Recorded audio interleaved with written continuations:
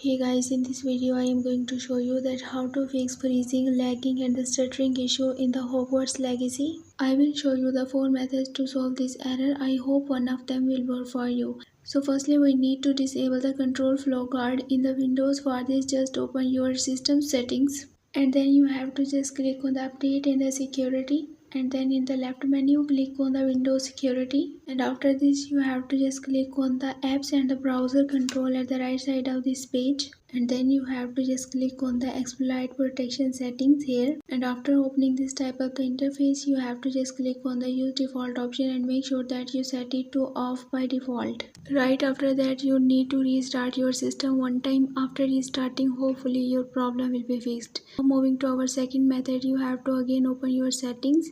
Basically we have to just disable the overclocking. For this we have to just click on the system, and here you have to just click on the power and the sleep, and at the right side of this page click on additional power settings, and at this page you have to just click on the change plan settings and click on the change advanced power settings, and this type of the pop-up window will open for you. Here just select for an option which is named as the processor power management. Just expand this option, expand the minimum processor state and the maximum processor state as well, and make sure that you have to just set the first value to the 99 for both minimum and the maximum power state, and after this click on the apply and then OK.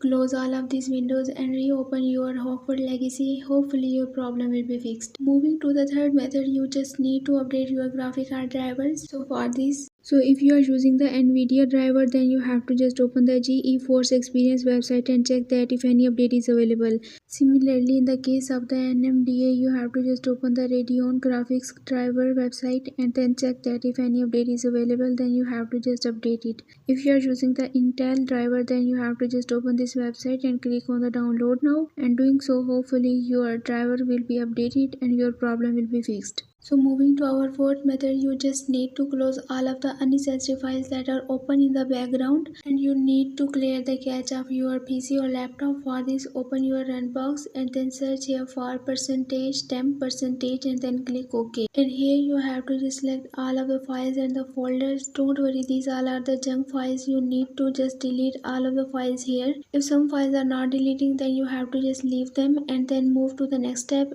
Close this window and then right click on your recycle bin and then empty the recycle bin and then click on the yes. So that's all for this video. I hope this video will be helpful for you. For more information you can visit my website whose link I have shared in this video's description. So leave a like and a comment for this video and also subscribe my channel. Let me guide.